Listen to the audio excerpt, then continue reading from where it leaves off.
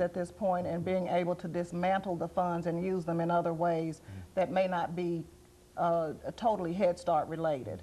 So I think most of the concern about block granting is that states that are in pretty bad shape right now, and whose finances and economical situations in states are not as stable, could use those funds and take away from the program and not offer as many of the mandated services that the performance standards say now that we must provide for children and families. You know, Ms. Croom, now what would be your reaction as the executive director over a situation where the money had changed so completely from the normal system that you followed to these block grants?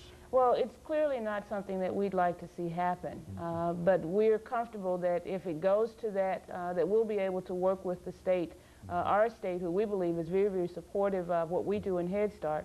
We feel comfortable that we'll be able to work with them, but I want to just share with you what one of our main concerns is. Right now, children can enter the Head Start program. Those children, in some cases, have not seen a doctor, or they haven't been assessed for hearing problems or for vision problems that have a great impact on whether or not they can learn in the classroom. Head Start at this point allows us to be able to assess that child's hearing and their vision and then get the necessary services so that that child can be more successful.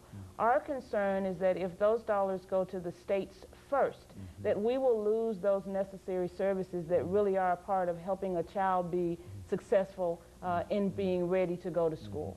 In other words, Ms. Matthews, I think what she said is that that would cut out almost the heart of the program in terms of reach out and assisting those people who probably need the assistance more, because more than likely these are the people who don't have insurance to begin with. And is that what we're saying? They don't have access to the same types of insurance benefits or other benefits that children need prior to going to school. There's a great deal of emphasis on whether or not children can say their ABCs or whether they know them, but if a child can't hear or if a child is having problems seeing and nobody has recognized that, it's difficult to teach them the other things without their health being where it needs to be.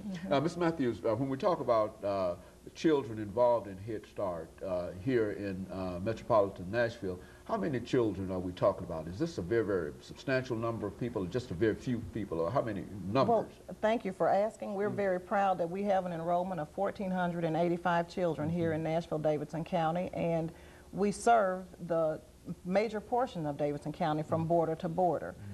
There are some outlying services that are being provided. We do like to talk about our international site, where we do have a large population of internationals, and we have staff there that are able to communicate with those families and deal with those children and work with those children successfully.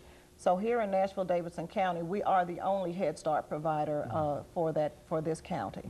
And so that's a large number. Now, what do you provide these children with over the last half minute? Okay. Well, of course, Mrs. Croom already mentioned the health services that are a part of the program. There are also mental health services, not to mention parent involvement, where all of our parents are involved, and there's a policy council where parents are able to participate, to sit on into the decision-making process of the building, of the program. We also do nutrition. We're part of them to have a nutrition program, education, and social services. Very good. And of course, let us interrupt you here, Ms. Matthews, and let us have this second commercial break, and we'll be back with the audience following this very, very short commercial break. The topic is the Metro